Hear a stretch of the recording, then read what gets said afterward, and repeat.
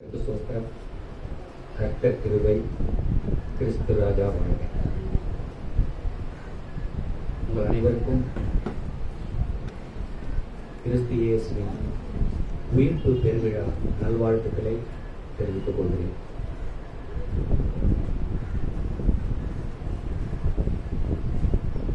எண்ணிக்கையில் குறைவாக இருந்தாலும் எண்ணங்களில் உயர்ந்து நிற்கும் உள்ளங்களை அழைத்து வந்து இந்த சபையை நடத்திக் கொண்டிருக்கும் சகோதரர் பாஸ்டர் ஐயா ஜான் மதியழகன் அவர்களே, இந்த சபைக்கு என்னையும் அறிமுகப்படுத்துவதற்காக பெருந்தன்மையான மனதோடு என்னை இங்கே அழைத்து வந்து உங்கள் முன்னால் நிறுத்தியிருக்கும் எங்கள் பொன்னேரி அரசு கல்லூரியினுடைய மூத்த பேராசிரியர் இயற்பியல் துறை தலைவர் டாக்டர் சாமுவேல் செல்வராஜ் அவர்களே, சிறிது நேரத்துக்கு முன்னால் இங்கே சாட்சியாக கண்ணீரும் செந்நீருமாக தனது இதய குமுறலை கொட்டி நான் வாழ்கிற இந்த வாழ்க்கை அவர் கொடுத்த கொடை என்று நெகிழ்ந்து சென்ற எங்கள் கல்லூரியினுடைய நூலகர் சகோதரி டாக்டர் கிரேஸ் அவர்களே, இங்கே நம்முடைய பாஸ்டர் ஐயா மதியழகன் அவர்கள் சொன்னது போல பிறப்பே ஒரு கேள்விக்குறியாகி நின்ற நிலையில் அந்த தாவீது குமாரனின் கிருபையால் இந்த வாழ்க்கையினுடைய வசந்தத்தை பெற்று நான் உங்கள் முன்னால் நின்று கொண்டிருக்கிறேன் என்று நெகிழ்ந்து மகிழ்ந்து சாட்சி சொல்லி சென்ற எங்களையெல்லாம் இந்த சபைக்கு அழைத்து வைத்த தேவ மைந்தன் அன்பு இளவல் காட்சன் அவர்களே,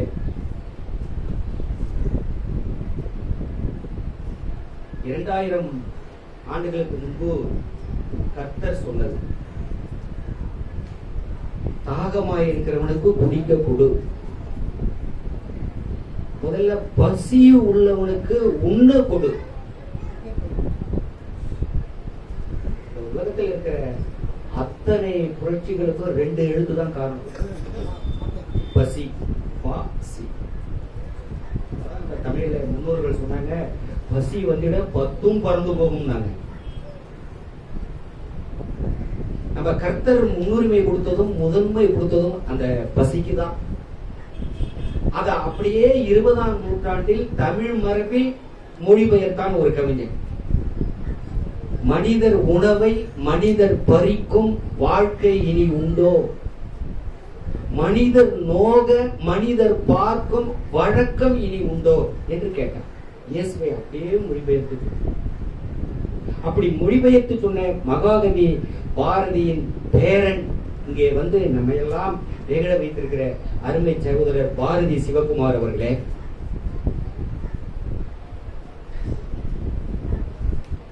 இந்த சபையில் இந்த சூழலில் நம்முடைய பாஸ்டர் மதியழகன் ஐயா அவர்கள் சொன்னது போல மதத்தை பற்றியும் இயேசுவை பற்றியும் இவன் அப்படி என்ன பெரிய விஷயமாக சொல்லிவிடப் போகிறான் என்கிற கேள்விக்குறிகளோடு அமர்ந்திருக்கிற கிறிஸ்துவில் அன்பான சகோதரர்களே சகோதரிகளே, உங்கள் அனைவருக்கும் இந்த கிறிஸ்து உயிர்ப்பு பெருவிழா தினத்தில் என்னுடைய நல்ல வணக்கத்தை தெரிவித்துக் கொள்வதில் மற்றற்ற மகிழ்ச்சி அடைகிறேன். ஒரு மிகப்பெரிய சொல்ல ஒண்ணாத நெருக்கடியான சூழ்நிலையில் இப்போது நாம் இருந்து கொண்டிருக்கிறோம். இந்தியாவில் மட்டுமல்ல, உலகம் முழுவதிலும். அதில் இந்தியாவே கொஞ்சம் கூடுதலாக இருக்கிறது. இந்த நெருக்கடியான இந்த காலகட்டத்தில் நாம் கொஞ்சம் மாற்றி யோசிக்க கடமைப்பட்டிருக்கிறோம். அது எப்படி மாற்றி யோசிப்பது? இந்த உலகம் நமக்கு 2 வகையான இயேசுவை காட்டி இருக்கிறது. ஒன்று பைபிள் காட்டும் இயேசு, இன்னொன்று வரலாறு காட்டும் இயேசு. இன்னைக்கு இருக்கிற 99% விழுக்காடு அளவுள்ள மக்கள் தினந்தோறும் பேசுவதும் எழுதுவதும் சிந்திப்பதும் எண்ணுவதும் துதிப்பதும் மதிப்பதும் பைபிள் காட்டும் இயேசுவை மட்டும்தான். ஏனோ தெரியவில்லை, வரலாறு காட்டும் இயேசுவை நாம் வசதியாக மறந்து விடுகிறோம். இன்றைய காலகட்டத்திற்கு, இந்த இந்தியாவிற்கு வரலாறு காட்டும் இயேசுதான் தேவை, பைபிள் காட்டும் இயேசு தேவை இல்லை என்று நான் சொல்லவில்லை. வரலாறு காட்டும் இயேசுவை நாம் மறந்துவிட்ட காரணத்தாலும், இயேசுவின் புகழ் பரப்பும் நம்முடைய அருட்சகோதரர்கள் அதை முன்னெடுத்து சொல்லாத காரணத்தினாலும் இன்னைக்கு பலவிதமான நெருக்கடிகளுக்கு உள்ளாகி ஆளாகி வருத்தப்பட்டு சுமை சுமந்து சோர்ந்து போய் நிற்கிறோம். இந்த வரலாறு காட்டும் இயேசுவை நாம் ஏன் தெரிந்து கொள்ள வேண்டும் என்றால், இன்றைய நெருக்கடிகளுக்கு அது ஒன்றுதான் தீர்வு. நான் நெருக்கடி நெருக்கடி நெருக்கடி என்று ஒரு வார்த்தையை தொடர்ந்து பயன்படுத்திக் கொண்டிருக்கிறேன். அதுக்கு நான் விளக்கம் சொல்ல வேண்டிய அவசியம் இல்லை. நெருக்கடி தான். அதுவும் நம்மள மாதிரி சபையினருக்கு அது நெருக்கடி தான். அதுவும் நம்ம மாதிரி கிறிஸ்துவனுடைய அன்பு ஊழியம் செய்கிறவர்களுக்கு அது நெருக்கடி தான். அதுவும் நம்மள மாதிரி கிறிஸ்துவின் புகழை பரப்பிக் கொண்டு மனிதத்தை விதைக்கிற மனிதர்களாகிய நமக்கு அது நெருக்கடி தான். இந்த நெருக்கடியில பைபிள் இயேசுவை மட்டும் அப்படியே தூக்கி பிடித்துக் கொண்டு இயேசு வாழ்க, இயேசு வாழ்க, கர்த்தருக்கு ஸ்தோத்திரம், கர்த்தருக்கு ஸ்தோத்திரம், கர்த்தருக்கு கர்த்தர் ராஜா, இப்படியே சொல்லிக் கொண்டிருப்பதில் பயன் இல்லை. கர்த்தர் இயேசுவிக்கே கூட ஓப்பில்லாத ஒரு விஷயம் அது. அதிலே சுயநலம் இருக்கிறது. நமது மனம் சம்பந்தமான, நமது தனி மனித மனம் சம்பந்தமான, நமது நிம்மதி தொடர்பான சுயநல என்ன ஓட்டங்கள் அதில் இருக்கின்றன. அதில் பெரிய விஷயம் எதுவும் இல்லை. ஆனால் வரலாறு காட்டும் இயேசு ஏன் இன்றைக்கு தேவைப்படுகிறார் என்பதை இந்த இடத்தில் நான் சொல்லவில்லை என்று சொன்னால் வேறு எந்த இடத்திலும் சொல்ல முடியாது. இன்னைக்கு உலகத்திலே எத்தனையோ பெரிய ஞானிகள் இயேசு வாழ்ந்த அந்த சமகாலத்தில் வாழ்ந்து சென்றிருக்கிறார்கள். இயேசுவுக்கு முன்னும் சரி, இயேசுவுக்கு பின்னும் சரி. இயேசுவுக்கு நிகரான ஞானிகள் இந்த உலகத்திலே தோன்றிய வண்ணம் இருந்திருக்கிறார்கள், மறைந்த வண்ணம் இருந்திருக்கிறார்கள். அவர்களுடைய எல்லாருடைய புகழும் இன்று ஒலித்துக் கொண்டிருக்கிறது. ஆனால் அந்த ஞானிகளிடத்திலிருந்து இயேசு எப்படி வேறுபட்டார், வேறுபட்ட காரணத்தால் எப்படி வரலாற்றில் இன்று நிற்கிறார் என்பதை குறித்து நாம் ஓரிரு நிமிடங்கள் சிந்தித்தாக வேண்டும். இயேசு வாழ்ந்த காலத்தில் ஒரு 100 ஆண்டுகளுக்கு முன்னோ பின்னோ இருந்தவர் புத்தர். புத்தர் போதனையை விட ஒரு சிறந்த போதனை உலகத்தில் இருக்கிறதா? ஏறக்குறைய பல லட்சம் மக்களை அழைத்துக் கொண்டு இனி நான் இந்த மார்க்கத்தில் இருக்க மாட்டேன், பௌத்தத்துக்கு செல்கிறேன் என்று அண்ணல் அம்பேத்கர் தேர்ந்தெடுத்த பாதை அல்லவா அந்த பௌத்தம். எப்படி அதை நாம் புறந்தள்ளிவிட முடியும்? எப்படி புத்தரை நாம் ஒதுக்கிவிட முடியும்? இயேசுவுக்கு பின்னர் ஒரு 400-500 வருடங்களுக்கு பின்பு நானும் ஒரு புதிய மார்க்கத்தை சொல்கிறேன், அது அன்புத்துவம், சகோதரத்துவம் என்று கல்லடிகளையும் சொல்லடிகளையும் தாங்கி சுமந்து வேதனையோடு வெளியே வந்து தன்னை பிரகடனப்படுத்திக் கொண்டாரே முகமது நபி. இந்த சகோதரத்துவம் என்கிற மார்க்கம் அவ்வளவு சுலபமான மார்க்கமா? எவ்வளவு உன்னதமான மார்க்கம்! நாம் ஏன் புத்தர், நபி பெருமான் என்றெல்லாம் செல்ல வேண்டும்? நாம் வாழ்ந்த காலத்தை இந்த 19ஆம் நூற்றாண்டின் இறுதியில் விவேகானந்தர் இருந்தாரே நமது இந்தியாவில், இந்து மதத்தில். அவர் சொன்ன வாழ்க்கை முறையும், அவர் சொன்ன பாதையும், அவர் சொன்ன நெறிகளும் அவ்வளவு குறைவானவையா? இல்லை. இவர்களிடத்திலிருந்து கர்த்தர் இயேசு எப்படி மாறுபடுகிறார், எப்படி வேறுபடுகிறார்? இவர்கள் எல்லோருமே மனிதன் மனிதனாக வாழ்வதற்கு வாழ வேண்டிய வழிமுறைகளை சொன்னவர்கள். இதுதான் சரியான மார்க்கம் என்று காட்டியவர்கள். ஆனால் இயேசு மட்டும்தான் அந்த மார்க்கத்திற்காக தன் உயிரையே பலி கொடுத்து தன்னையே அர்ப்பணித்துக் கொண்டவர். வேற எந்த ஞானியும் உலகத்தில் இல்லை. எல்லாருமே வழி சொன்னார்கள். எல்லாருமே பழி சொன்னவர்களுக்கு வழி சொல்லி இதுதான் மார்க்கம் என்று காட்டினார்கள். ஆனால் இவர் ஒருவர் மட்டும்தான் தன்னையே அர்ப்பணித்துக் கொண்டவர் சிலுவை மரணத்தின் வழியாக. இருக்கிற பெரியவர்களுக்கு தெரியும், எங்கள் பேராசிரியர் ஐயா சாமுவேல் அவர்களுக்கு தெரியும். இந்தியாவினுடைய சமூக சீர்திருத்தத்தின் தந்தை என்று நாம் யாரை சொல்லுகிறோம்? ராஜாராம் மோகன் ராயை சொல்லுகிறோம். அவர்தான் இந்தியாவுடைய சமூக சீர்திருத்தத்தின் தந்தை. இன்னைக்கு பெண்கள் ஓரளவாவது சுபிட்சமா வாழுகிறார்கள் என்று சொன்னால் அந்த ராஜாராம் மோகன் ராய் அன்னைக்கு முன்னெடுத்து வைத்த முதல் அடிதான் காரணம். ராஜாராம் மோகன் ராய் இன்னைக்கு 99% இந்தியாவில் உடன்கட்டை ஏறுகிற பழக்கம், சதி என்கிற பழக்கம், பெண்களுக்கு எதிராக நிகழ்த்தப்பட்ட அந்த காட்டு மிராண்டித்தனமான அரக்கத்தனமான கொடூரமான பழக்கம் ஒழிந்தது என்று சொன்னால், எல்லோரும் விடுதலை விடுதலை என்று போராடி கொண்டிருந்த காலத்தில் அந்த ராஜாராம் மோகன் ராய் மட்டும்தான் முதல் விடுதலை பெண்ணுக்கு கொடுக்க வேண்டும் என்று அன்றைக்கு இருந்த ஆங்கிலேயர்களுடைய சட்டங்களை பயன்படுத்தி அதை நடைமுறைக்கு கொண்டு வந்து இன்னைக்கு இத்தனை கோடி பெண்கள் குறைந்தபட்சமாவது சுபிட்சமாக வாழ்வதற்கு வழி ஏற்படுத்தி கொடுத்தார். அவர்தான் சொல்லுகிறார், ராஜாராம் மோகன் ராய் சொல்லுகிறார், கர்த்தர் இயேசு போல ஒரு சமூக சீர்திருத்தி செம்மலை என் வாழ்நாளில் நான் கண்டதில்லை என்று சொல்கிறார். ராஜாராம் மோகன் ராய் சொல்லுவார். வேற யாரோ வரவங்க போறவங்க, தெருவுல போறவங்க, சாலையில போறவங்க, அங்க நிக்கிறவங்க, இங்க நிக்கிறவங்க சொன்னா அதை நாம பொருட்படுத்த வேண்டியதில்லை.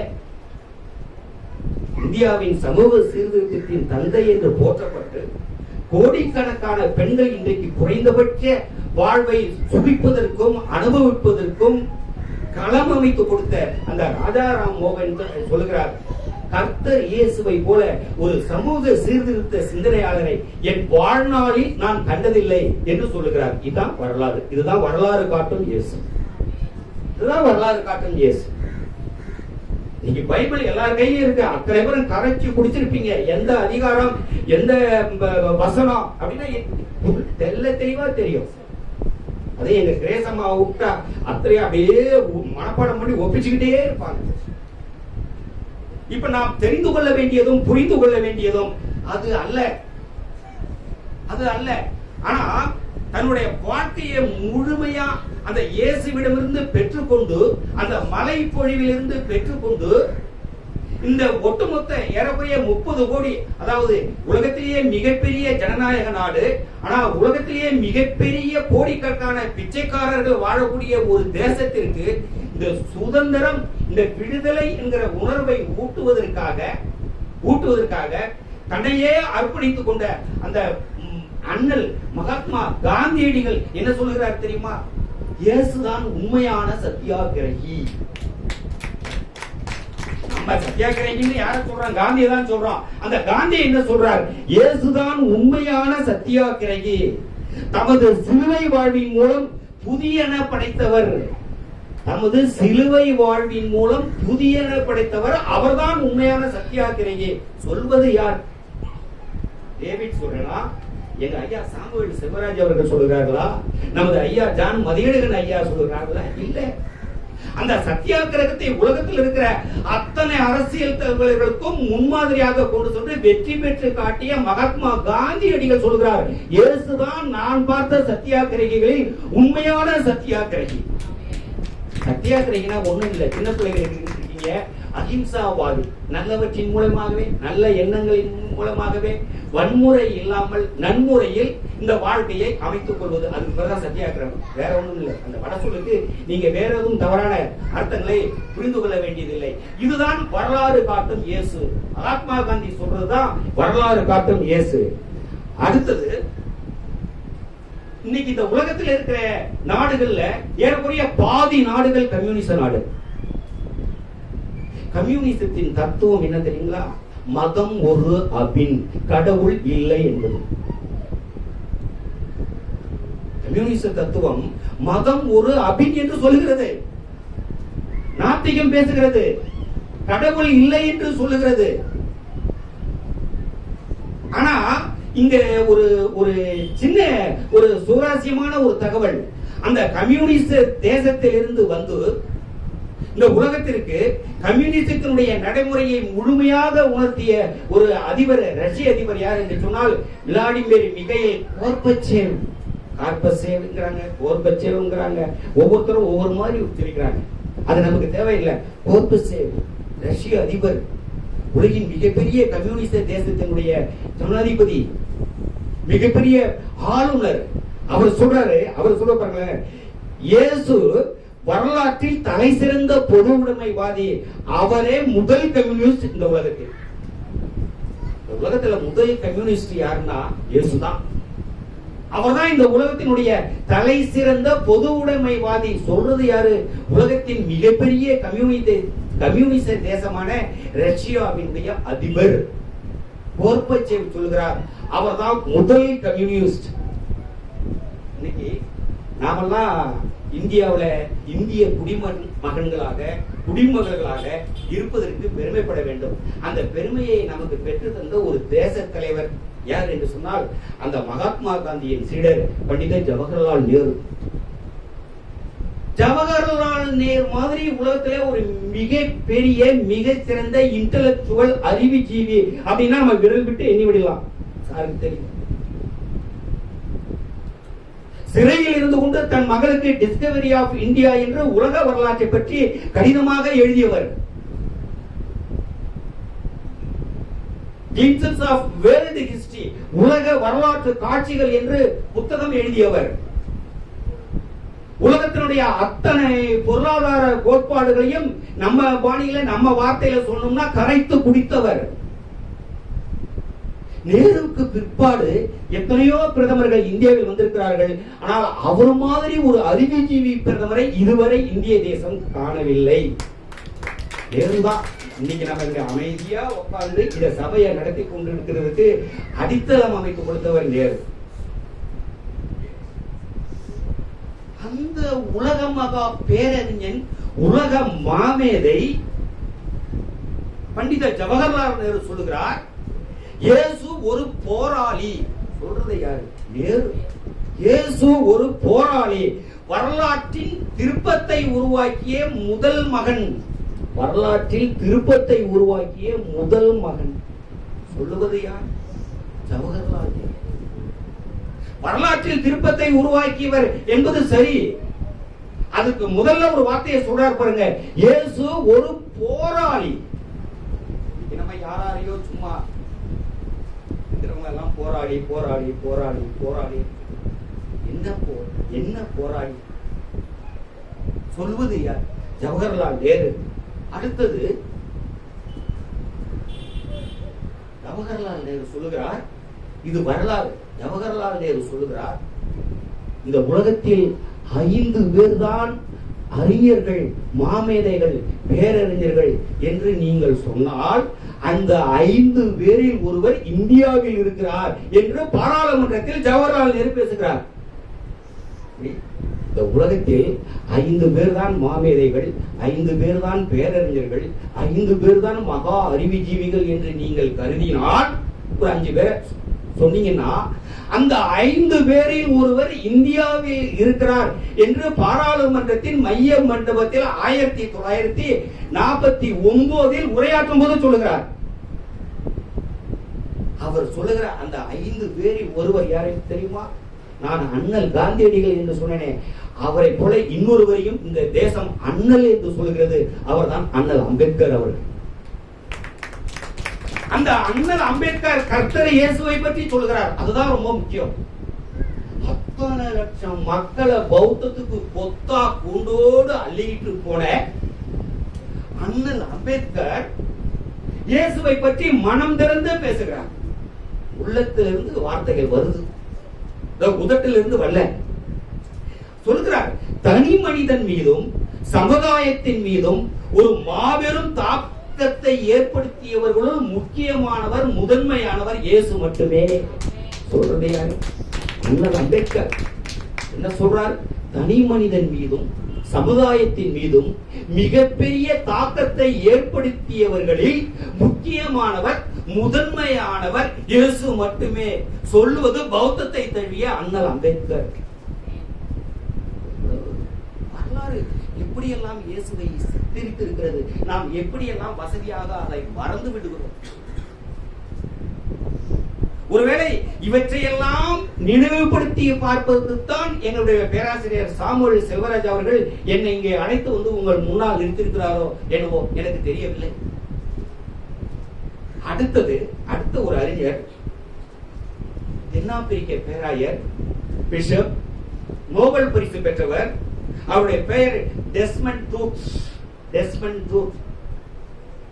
நோபல் பரிசு பெற்ற தென்னாப்பிரிக்க பிஷப் நோபல் பரிசை கையில் வாங்கி கொண்டு, நோபல் பரிசு வாங்குறவங்களாம் அந்த வாங்குறதுக்கு முதல் நாள் அவங்க எதுக்காக நோபல் பரிசு வாங்குறாங்க அப்படிங்கிற சிறப்பு எல்லாம் அவங்களுக்கு தெரியும். அது சம்பந்தமா ஒரு லெக்சர் கொடுக்கணும், அது மரபு. அப்படி லெக்சர் கொடுக்கும்போது அந்த பிஷப் சொல்றார், புறக்கணிக்கப்பட்டோரின் பக்கமாய் இயேசு ஏங்கியதன் மூலம் மதத்தையே புரட்டி போட்டு, அவர் என்ன மதத்தை பரப்புறதுக்கா இயேசு வந்தார்? அவர் என்ன ஒரு மதவாதியா, இல்ல மத வெறியரா? மத கோட்பாடுகளை கையில வச்சுக்கிட்டு அந்த கோட்பாடுகள் மாதிரி ரூல்ஸுக்கு தகுந்த மாதிரி வாழணும் அப்படின்னு ஸ்கூல் எச்எம் மாதிரி கண்டிஷன் போட்டவர் அவரு. ஆனா நோபல் பரிசு பெற்ற பிஷப் சொல்றார், மதத்தை அப்படியே புரட்டி போட்டு முற்போக்கான முதல் முயற்சிகளை எடுத்தவர் இந்த அரசியல் இயேசு. உலகத்துல முற்போக்கான முதல் முயற்சிகளை எடுத்தவர் இந்த அரசியல் இயேசு. இந்த பிஷப் சொல்ற வார்த்தைகளை கவனிக்கணும். அது என்ன, ரிலிஜியஸ் இயேசு, பாலிடிக்ஸ் இயேசு, வேற இயேசு இப்படி இல்லாம பிரிப்பாங்க? இல்ல, வரலாறு அப்படித்தான் இயேசுவை நம் கண் முன் நிறுத்தி இருக்கிறது. அந்த இயேசுவையும் நாம் கொஞ்சம் சிந்தித்து பார்க்க வேண்டும் என்பதற்காகத்தான் சில சிந்தனைகளை உங்கள் முன்னால் நான் பகிர்ந்து கொள்கிறேனே அல்லாமல் பைபிள் காட்டும் இயேசு பக்தி பக்தி பக்தி அதுக்கு நான் புறம்பாக ஒரு வார்த்தை கூட நான் இங்க சொல்ல போவதில்லை. அது தேவையும் இல்லை. மதத்தை புரட்டி போட்டு முற்போக்கான சிந்தனைகளை இந்த உலகத்திற்கு அறிமுகப்படுத்திய முதல் மனிதர் அரசியல் இயேசு என்கிறார் அந்த பிஷப். வாயெடுத்து போகிறது அந்த நோபல் பரிசு குழுவில் இருக்கிற அந்த சபை.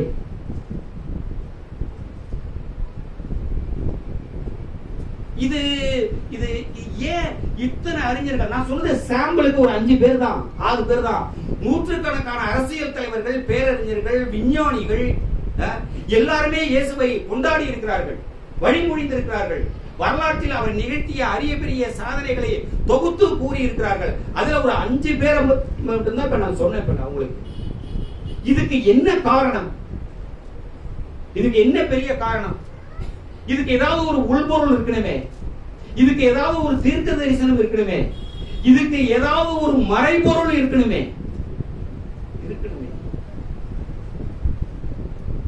அதாவது நான் எதுக்காக இங்க வந்து உங்கள் முன்னால் நிக்கிறேன் அப்படிங்கிறது எனக்கு தெரியாது. ஐயா அழைச்சிட்டு வந்த பிற்பாடு எனக்கு தெரியும். நீங்க எதுக்காக இந்த சபையில குழுமி இருக்கிறீங்க என்பது உங்களுக்கு தெரியாது. வந்த பிற்பாடு இன்றைக்கு உயிர்ப்பு பெருவிழா, இந்த சிந்தனைகளை, அருள் வார்த்தைகளை நாம் செவிக்குள் செலுத்தி மன நிம்மதியோடு செல்ல வேண்டும் என்பது நோக்கம். அது நம்ம கையில இல்ல. ஆனா தான் எதற்காக வந்தேன், தான் எதற்காக வாழ்கிறேன், தன்னுடைய வாழ்க்கை எப்படி அமைய போகிறது என்பதையெல்லாம் முன்கூட்டியே அறிந்து அதற்கு ஏற்றாற் போல் தன்னுடைய பாதையை வகுத்து கொண்டவர் தான் இயேசு. அதுக்கு ஏற்ற மாதிரி அவருக்கு தெரியும். தீர்க்க தரிசனங்கள் சொல்லியிருக்கு, மறைநூல் வாக்குகள் சொல்லி இருக்கின்றன. அதனாலதான் ஒவ்வொரு இடத்திலும் சொல்வாரு, மறைநூல் வாக்கு நிறைவேறிற்று. எல்லாத்தையும் சொல்லி முடிச்சு கடைசியில ஒரு வார்த்தை வைப்பார், மறைநூல் வாக்கு நிறைவேறிற்று. லூக்கா எழுதிய சுவிசேஷம் 4ஆம் அதிகாரம் 18வது வசனம் என்று நினைக்கிறேன். 17 இருக்கலாம், 18 இருக்கலாம், 19 இருக்கலாம், எனக்கு துல்லியமா தெரியல. 17, 18, 19 தான். லூக்காவினுடைய 4வது அதிகாரம் 17, 18, 19 என்று கருதுகிறேன். ஏசாயா தீர்க்கதரிசியினுடைய அந்த மறைவாக்கு பற்றி நினைவு கூறுகிறார் இயேசு. நினைவு கூர்ந்து தான் எதற்காக இந்த உலகத்திற்கு வந்தேன் என்பதை பிரகடனப்படுத்துகிறார். அதை சொல்லிட்டு மறைநூல் வாக்கு சொல்லப்பட்டது இப்போது நிறைவேறிற்று என்று சொல்கிறார். உண்மையாவே நேரு சொன்னார் இல்லைங்களா போராளின்னு, அந்த பிஷப் சொன்னார் இல்லைங்களா இவர் ஒரு புரட்சிகரமானவர்னு, கோர்பச்சேவ் சொன்னார் இல்லைங்களா இவர் தான் முதல் கம்யூனிஸ்ட்னு, நம்ம அம்பேத்கர் சொன்னார் இல்லைங்களா இவர் தான் வந்து மிகப்பெரிய தாக்கத்தை ஏழைகள் மத்தியில் ஏற்படுத்தியவர் சொன்னார் இல்லைங்களா, மகாத்மா காந்தி சொன்னார் இல்லைங்களா, ராஜாராம் மோகன் ராய் சொன்னார் இல்லைங்களா. இவங்களுக்கு புரிஞ்சது நமக்கு புரியல.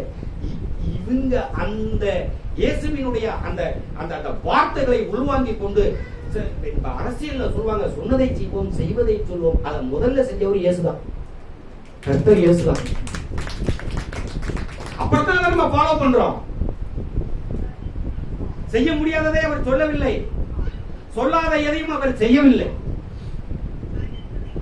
இப்ப இத்தனை தலைவர்களும் இத்தனை அறிஞர்களும் இத்தனை சிந்தனையாளர்களும் அவரை கொண்டாடுவதற்கு காரணம் இந்த 4ஆம் அதிகாரம் 18வது வசனத்தில் இருக்கு. என்ன தன்னை பத்தி சொல்றார், அது அப்படியே அந்த வார்த்தைக்குள் அந்த சொற்களுக்குள் கொஞ்சம் ஊடுருவி பயணம் சென்றால் அதை வாகனமாக படுத்தி அதுல ஒரு இன்னைக்கு இருக்கிற வார்த்தைகளை சொல்றேன், அதுல கொஞ்சம் நம்ம டிராவல் பண்ணா சில விஷயங்கள்லாம் அப்படியே சிலுக்குது. என்ன சொல்றாரு பாருங்க, ஏழைகளுக்கு நற்செய்தியை அளிக்கவும் கொடுக்கவும், சிறைப்பட்டோர் விடுதலை அடைவர், பார்வையற்றோர் பார்வை பெறுவர் என முழக்கமிடவும், அப்புறம் முக்கியமானது ஒடுக்கப்பட்டோரை விடுதலை செய்து அனுப்பவும், ஒடுக்கப்பட்டோரை விடுதலை செய்து அனுப்பவும், ஆண்டவர் அருள் தரும் ஆண்டினை முழக்கமிட்டு அறிவிக்கவும் அவர் என்னை அனுப்பியுள்ளார். எவர்? அவர், ஆண்டவர் என்ன இந்த பூமிக்கு இந்த உலகத்துக்கு அனுப்புறதுக்கான காரணம் ஏழைகளுக்கு நற்செய்தியை அளிப்பதற்கு. ஒண்ணு, சிறைப்பட்டோர் விடுதலை அடைவது, பார்வையற்றோர் பார்வை பெறுவது, இதை பிரகடனம் செய்வது. 2, ஒடுக்கப்பட்டோரை விடுதலை செய்து அனுப்புவது. 3, ஆண்டவர் அருள் தரும் ஆண்டினை முழக்கமிட்டு அறிவிப்பது. 4, அந்த 4 பேருக்கு நன்றிங்கிற மாதிரி அறம்பொருள் இன்பம் வீடுன்னு நம்ம மரபு ரீதியா சொல்ற மாதிரி 4 சொல். இப்போ சிறு பிள்ளைகள் இருக்கிறீர்கள், பெரியவர்கள் இருக்கிறீர்கள், இதுல ஒரு நிறைய நுணுக்கம் இருக்கு. இதெல்லாம் மனசுல வச்சுதான் இதன்படி வாழ்ந்தார் என்கிற காரணத்துக்காக தான் வரலாற்றுல அத்தனை மிகப்பெரிய தலைவர்களும் சிந்தனையாளர்களும் இயேசுவை மதம் ஆச்சரியத்தை துறந்து கொண்டாடுகிறார்கள். காந்திக்கு ராம் தான், ராமன்னா காந்தி தான். கடைசியா உயிர் பிரிந்த நேரத்தை கூட ராமநாம வாழ்கன்னு சொல்லிதான் காந்தி இருந்தார். ஆனா அவர் வாழ்க்கையை மாத்தி அவரை மகாத்மா ஆக்குனது, அண்ணல் ஆக்குனது மலைப்பொழிவு. அது அவரே சொல்றாரு சத்திய சோதனையில, அவரே சொல்றாரு சத்திய சோதனையில. இப்ப அவங்க எல்லாம் கொண்டாடுவதற்கு காரணம் இந்த சிறைப்பட்டோர் விடுதலை அடைவது. எப்படின்னா ஏதோ புழல் ஜெயில இருக்கிறது, பாளையங்கோட்டை ஜெயில இருக்கிறது, வேலூர் ஜெயில இருக்கிறது, அதுவும் தான். ஆனா அது மட்டுமே இல்லை. இப்ப நாமளே சிறைக்குள்ள இல்ல, ஆனா சிறைக்குள்ள இருக்கிறோம். எத்தனை சிறைகளுக்குள்ள இருக்கிறோம். நம்மளுக்குள்ள எத்தனை மரபு வேலிகள் தெரியுமா? நம்மளுக்குள்ள எத்தனை இலக்கணங்கள் தெரியுமா? நமக்குள்ள எத்தனை சட்டங்கள் தெரியுமா? நாம போட்டிருக்கிற இந்த மரபு வேலிகளும் இந்த சட்டங்களும் இந்த கோட்பாடுகளும் எப்படி சக மனிதனை நேசிக்க விடாமல் செய்து நம்ம சிறைக்குள்ளேயே வைத்திருக்கிறது தெரியுமா? இந்த சிறையிலிருந்து முதலில் நாம் விடுதலை பெற வேண்டும். இந்த சிறையிலிருந்து நாம் முதலில் விடுதலை அடைய வேண்டும். அதுதான் கர்த்தர் சொல்கிறார், சிறைப்பட்டோர் விடுதலை அடைய வேண்டும். அடுத்தது பார்வையற்றோர் பார்வை பெறுவோம். நீங்க ஏதோ பார்வையற்றோர்னா பிளைண்ட், மாற்றுத்திறனாளிகள், அந்த சகோதரர்கள் சகோதரிகள் என்று நினைக்க வேண்டியதில்லை. ஆனால் அவர்களும் தான் அவர்களையும் சேர்த்தான் சொல்றார். ஆனா இங்க நுணுக்கம் என்ன தெரியுங்களா? அப்படி இல்ல. இப்ப இந்த சகோதரி இருக்காங்க, டேவிட் இருக்கிற ஐயா இருக்கிறாரு, தம்பி எங்க காட்சன் இருக்காரு, நாங்களாம் தான் பார்க்கிறோம். ஆனா உண்மையிலுமே பார்க்கிறோமா? என்ன பார்வை இருக்கிறது? அப்படியே இயேசுவை மொழிபெயர்த்தார் அப்படின்னு என்னுடைய உரையில தொடக்கத்தில் சொன்னேன். மனிதர் நோக மனிதர் பார்க்கும் வழக்கம் இனி உண்டோ? இந்த பார்வைதான் மையப்படுத்துறது. கர்த்தர் இயேசு மையப்படுத்துறது இந்த பார்வைதான். கண்ணு இருக்கு, கண்ணாடி போடாமலே இன்னொரு 20 வருஷம் தாக்கு பிடிக்கலாம். ஒளி இருக்கு, நல்லா பாக்குற. ஆனா உண்மையாவா பாக்குற? நீ என்ன பாக்குற? நீ இப்போ இயேசு வாழ்ந்த அந்த காலகட்டத்துல ஒரு 50 வருஷத்துக்கு முன்னாடி அல்லது பின்னாடி வரலாற்றுல இயேசு வாழ்ந்த அந்த காலகட்டத்துல ஒரு 50 வருஷம் முன்னர் இல்லன்னா 50 வருஷம் பின்னர் ஏறக்குறைய சமகாலத்தவர் இங்க வாழ்ந்தார் திருவள்ளுவர். தமிழகத்துல வாழ்ந்தார் திருவள்ளுவர். நான் சொல்வது கொஞ்சம் கூட குறைய இருக்கலாம். 50 வருஷம்ங்கிறது 100 வருஷமா இருக்கலாம், 75 வருஷமா இருக்கலாம். பெரியவர்கள் எப்படி ஒரே மாதிரி சிந்திக்கிறார்கள்? 1330 குறள். அதுல இயேசுவுக்கு நெருக்கமான நம்மளுடைய பரிசுத்த வேதாகமத்தை அப்படியே 7 வார்த்தைகள்ல சொன்னது மாதிரி ஒரு குறள். பழைய ஏற்பாடு புதிய ஏற்பாடு எதுவாக இருந்தாலும் சரி. அதனால்தான் சொல்றாங்க சில பேர் திருவள்ளுவரை அவர் ஒரு கிறிஸ்தவராக இருக்கக்கூடும், பௌத்தராக இருக்கக்கூடும், சமணராக இருக்கக்கூடும், வைணவராக இருக்கக்கூடும், சிவபெருமானை வணங்கக்கூடிய சைவராக இருக்கக்கூடும். இப்படி எல்லாம் கருத்து உண்டு. கிறிஸ்தவராக இருக்கக்கூடும் என்கிற கருத்து அதிக தாக்கம் செலுத்துவதும் உண்டு. அந்த மலைப்பொழிவினுடைய அப்படியே செராஸ் காப்பி, நகல் காப்பி, அப்படியே இயேசுநாதரை பார்த்து திருவள்ளுவர் இப்படி எழுதிட்டாருன்னு நான் சொல்ல வரல. அப்படி சொன்னா என்னை விட முட்டாள் உலகத்துல யாருமே இருக்க முடியாது. நான் சொல்ல வரல. பெரியவர்கள் எப்போதும் பெரியவர்கள். அவங்க எந்த தேசத்தில் இருந்தாலும் பெரியவர்கள். அவங்க எண்ணம் ஒரே மாதிரி தான் இருக்கும். அந்த 1330 குறள்ல ஒரே ஒரு குறள் பரிசுத்த வேதாகமத்தில் உயிர் நாடியாக இருந்து நம்மை எல்லாம் இயக்கி கொண்டிருக்கிற சிந்தனையை ஒட்டிய குறள் ஒன்று இருக்கு. எத்தனை பேருக்கு அது புரியும் அப்படின்னு தெரியல. நான் போனார் நோட்ஸ் கூட இங்க வரல. இந்த குறள் தான் 7 வார்த்தை. அறிவினால் ஆகுவது உண்டோ பிரிதின் நோய் தன்னோய் போல் போற்றாக்கடை. 7 வார்த்தை தான்.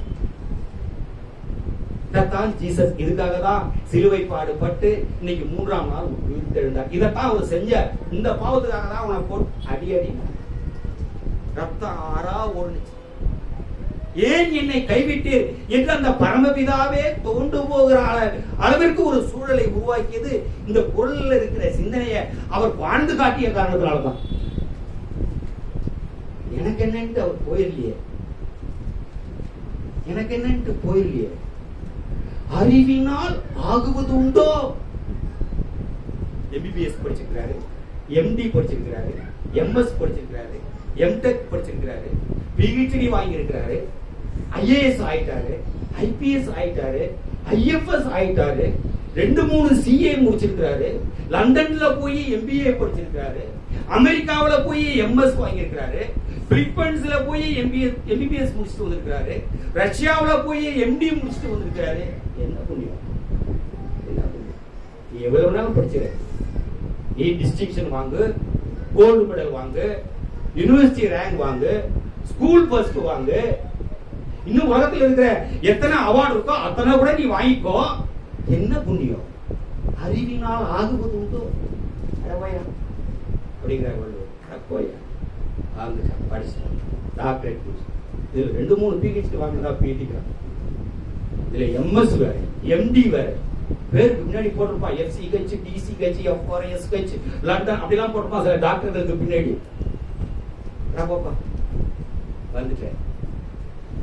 பிரிதின் நோய்.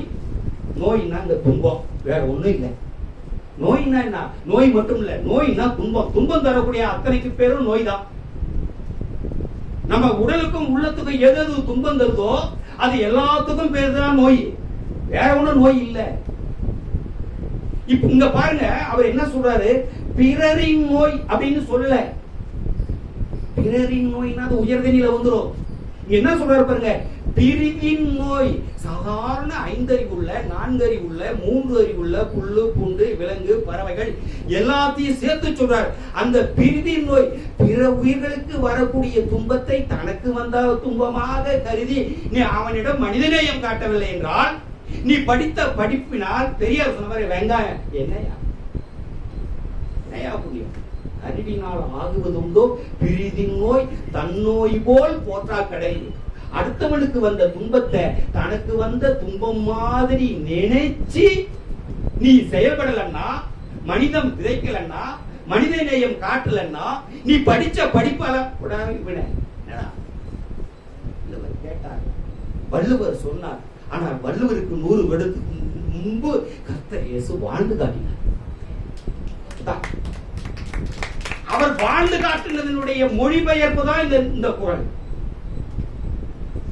பிரிவின் நோய் மனுஷனுக்கு வந்த துன்பத்தை கூட இல்ல, உன் பக்கத்துக்கு வீட்டிலே வளர்க்கிற பூனை வச்சிருக்கிற, நாய் வச்சிருக்கிற, புறா வச்சிருக்கிற, கிளி வச்சிருக்கிற, அதுக்கு வந்த துன்பத்தை கூட தனக்கு வந்த துன்பம் மாதிரி நினைச்சு நீ ஒரு நொடி வருத்தப்படலன்னா என்ன படிச்சு என்ன புண்ணியம்?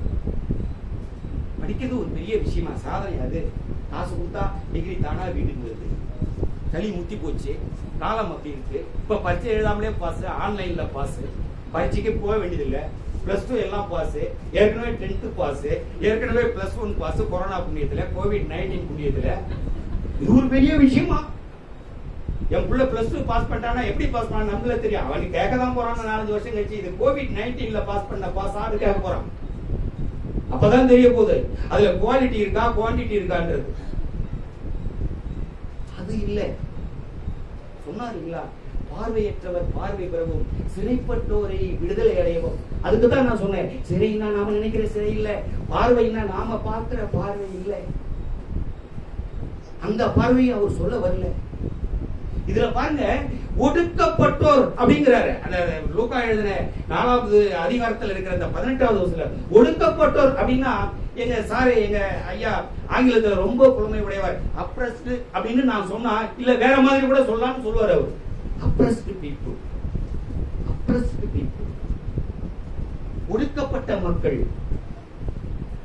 ஆதாமிய காலத்திலிருந்து இந்த உலகத்துல ஒடுக்கப்பட்ட மக்கள் யாரு? பெண்கள் தான். பெண்கள் மாதிரி ஒடுக்கப்பட்ட ஜீவன்கள் இந்த உலகத்தில் யாராவது உண்டா? எத்தனை மரபுகள், எத்தனை சட்டங்கள், எத்தனை கட்டுப்பாடுகள், எத்தனை நெறிமுறைகள், எத்தனை வகையான கொள்கைகள், எத்தனை வகையான ஆச்சாரங்கள், எத்தனை வகையான மாச்சரியங்கள், அத்தனையிலிருந்தும் அந்த சமூகத்தை விடுதலை பெற செய்ய வேண்டும் என்று சிந்தித்தது எனக்கு தெரிந்து உலகத்தில் 2 பேர் தான். ஒன்று கர்த்தர் இயேசு, இன்னொருவர் தந்தை பெரியார். நம்ம வந்து உட்கார்ந்துக்கிறோம்னா 2 தான் சொன்னாரு. ஒண்ணு பெண் விடுதலை, இன்னொன்னு சாதி ஒழிப்பு. இவருக்கு பாரதியார் பேரனுக்கு அந்த வரலாறு தெரியுமா? அவங்க தெரியும் சொல்ல மாட்டாங்க. தந்தை பெரியார் முதல்ல குடியரசு பத்திரிகை ஆரம்பிச்சார். குடியரசு பத்திரிகை ஆரம்பிச்சுட்டு ஒவ்வொரு பத்திரிகையும் அந்த பத்திரிகைக்கு மேல அந்த பத்திரிகையினுடைய மோட்டோ வாக்கியம்னு போடுவாங்க. சில பத்திரிகையில வாய்மையை வெல்லும்னு இருக்கும், சில பத்திரிகையில நிற்க அதற்கு தகன்னு இருக்கும். மோட்டோ வாக்கியம், குறிக்கோள் வாக்கியம் போடுவாங்க. பெரியார் குடியரசு பத்திரிகையை ஆரம்பிச்சுட்டு அதுல மோட்டோ வாக்கியம், குறிக்கோள் வாக்கியம் எதை போட்டாருன்னா பாரதியாருடைய கவிதையை தான் போட்டார். ஆரம்பத்தில் எடுத்த உடனே முதல்ல பாரதியாருடைய அந்த பெண் விடுதலை கவிதையை எடுத்துதான் வந்து பெண்களுக்கு விடுதலை வேண்டும் என்று பாரதி சொன்னதான் பெரியார் எடுத்து போட்டார். அதுக்கு பிற்பாடு சுயமரியாதை இயக்கம், திராவிடர் கழகம் வந்த பிற்பாடு இங்க இருக்கிறவங்க எல்லாம் போய் பாரதியார் நம்ம கருத்து என்ன, நம்ம கொள்கை என்ன. அதுக்கு பெரியார் சொன்னாரு, ஏயா நான் இப்படி ஊரா கழக குரல் எழுப்புறேனே, புரட்சி குரல் எழுப்புறேனே, இந்த சாதி ஒழிய வேண்டும், பெண்கள் விடுதலை அடைய வேண்டும் அப்படின்லாம் சொல்றேனே, இதுக்கு எனக்கு முதல்ல அமைச்சு கொடுத்தது அந்த அவர் தாங்க, இந்த பாரதியார் தாங்க. அதனாலதான் போட்டேன். போய் கேட்டாங்க, போய் ஒரு பாப்பான் பேரையா நீங்க வந்து பாரதி தாசன் போடுறது, நீங்க என்ன அவருக்கு அடிமையா அப்படின்னு பாரதிதாசன் கேட்கறாங்க. யோ வாய மூடு, சொன்னவன் வேற இருந்தா அவன் உயிரோட போயிருக்க மாட்டான், கொண்டு போட்டுருப்பாரு. ஐயவாள் பத்தி உனக்கு என்ன தெரியும்? இன்னைக்கு தன்மானத்தோட நான் இன்னைக்கு சுயமா நிக்கிறேன், மானமுள்ள மனுஷனா, சுயமரியாதை உள்ள மனுஷனா நான் வாடுறேன் அப்படின்னா அவர் கொடுத்தது யா, அவர் கொடுத்த சிந்தனையா. இப்போ இந்த சிந்தனைக்கெல்லாம் பாதை போட்டு கொடுத்தவர் யார்? 2000 வருஷத்துக்கு முந்தைய. அதுதான் போர்பஸ் சொல்றது, அதுதான் அண்ணல் அம்பேத்கர் சொல்றது, அதுதான் பண்டித ஜவஹர்லால் நேரு சொல்றது. நீ இப்படி மாத்தி யோசி, ஏழைகளை பற்றி யோசி, மானுட வர்க்கத்தை பற்றி சிந்திச்சு பாரு. உன் பக்கத்து வீட்டுல நின்றுட்டு, உன் வாசல் நின்றுட்டு அம்மா தாயேங்கிறான், பிச்சை போடுங்கிறான். அதை விட்டுட்டு நீ எங்கேயோ ஒரு ட்ரஸ்டுக்காக 1 லட்சம் கொடுக்குறேன்னு சொன்னா அது எவ்வளவு பெரிய அபத்தம். உன் பக்கத்தில் இருக்கிற சகோதரனுடைய கண்ணில் இருக்கிற துரும்ப எடுத்து போட மாட்டேங்கிற. என்ன இது? என்ன வாழ்க்கை இது? என்ன நாடகம்? என்ன நடிப்பு? நம்ம செய்யற முதல் தவறே இயேசுநாதரை ஒரு மதவாதியாக பார்ப்பதுதான். அவர் ஒண்ணும் மதவாதி இல்ல. நான் கிறிஸ்துவ மதத்தை பார்க்கிறேன், அதுக்குதான் இந்த உலகத்துக்கு வந்தேன்னு அவர் சொன்னார். என்ன சொன்னார்? ஒடுக்கப்பட்டோரை விடுதலை செய்வதற்கு தான் வந்தேன், சிறைப்பட்டோரை விடுதலை செய்ய வைக்கிறதுக்கு தான் வந்தேன், பார்வை பெற்றோர் பார்வை பெற வைக்கிறதுக்கு தான் நான் இந்த உலகத்துக்கு வந்தேன். கிறிஸ்டியானிட்டியை பரப்பணுன்றதா அவருடைய நோக்கம் இல்லையே. பிற்பாடு நாம உருவாக்கி கொண்டது. அவர் மேல அப்படி ஒரு அடையாளத்தை நாம் திணித்துக் கொண்டது. அது இல்லை. மனிதனுக்காக வாழ்ந்தார், மனிதனுக்காக வாழ்ந்தார், மனிதனை மீட்பதற்காக வாழ்ந்தார், மனிதனை ரட்சிப்பதற்காக வாழ்ந்தார். இப்படி ரட்சிப்பதற்காக வாழ்கிற வாழ்க்கையில எத்தனையோ போராட்டங்கள் இருக்கும், எத்தனையோ சிக்கல்கள் இருக்கும், எத்தனையோ பிரச்சனைகள் இருக்கும். இங்க எங்க சகோதரி கிரேஸ் சாட்சி சொன்னாங்க. என்னுடைய அன்பு கண்மணி தேவமைந்தன் கார்சன் சாட்சி சொன்னாரு. அப்புறம் ஒரு தம்பி இங்க சாட்சி சொன்னாரு. இங்க ஒரு பாலகன் என்னுடைய பிறந்த நாளை நல்ல முறையா நடத்துறதுக்கு கர்த்தர் ஆசீர்வதிச்சார் அப்படின்னு அவன் ஒரு சாட்சி சொன்னான். ஆனா எல்லா சாட்சிகளோடவும் நான் சொல்ற ஒரு பெரிய சாட்சி, அது எனக்கான சாட்சி இல்ல, என்னை அழைத்து வந்தவருடைய சாட்சி. அவருக்கு வந்த சோதனைகளும் வேதனைகளும் பிரச்சனைகளும் சிக்கல்களும் திகிலும் பீதியும் இந்த டேவிட்டுக்கு வந்திருந்தா, இந்த டேவிட் என்னைக்கோ புல்லாகி பூவாகி மண்ணாகி மக்காகி போயிருப்பான். நான் அந்த அளவுக்கு ஒரு குழை. அவருக்கு வந்த சோதனைகள்ல ஒன்னாவது எனக்கு வந்திருந்தா இன்னைக்கு நான் உங்க முன்னால நின்றுட்டு இருக்கவே முடியாது. ஆனா அவருக்கு வந்த சோதனைகள்ல இருந்து, அத்தனை சோதனைகள்ல இருந்தும் அவரை விடுவித்து, அத்தனை வேதனைகளிலிருந்தும் அவரை விடுவித்து, எவன் சோதனை கொடுத்தான், எவன் வேதனை கொடுத்தான், எவன் மரண பயத்தை உருவாக்கி அடி கொடுத்தான், அத்தனை பேரையும் இன்னைக்கு அவர் முன்னாடியே பிச்சைக்காரன் மாதிரி தேசாந்திரி மாதிரி அலைய வச்சு அவரை ஒரு நிம்மதியான இடத்துக்கு எங்க பொன்னேரிக்கு அழைத்து நீங்க இந்த பொன்னேரியில் இருக்கிற கோடான கோடி லட்சம் ஏழை மக்களுக்கு உங்கள் மூலமாக வாழ்வழியுங்கள் என்று சொல்லி கர்த்தர் ஒரு அதிசயம் செய்திருக்கிறார். அந்த அதிசயத்தின் சாட்சி தான் இங்கே என்ன அழைத்து வந்திருக்கிற எங்கள் சகோதரர் ஐயா சாமுவேல் செல்வராஜ் அவர்கள்.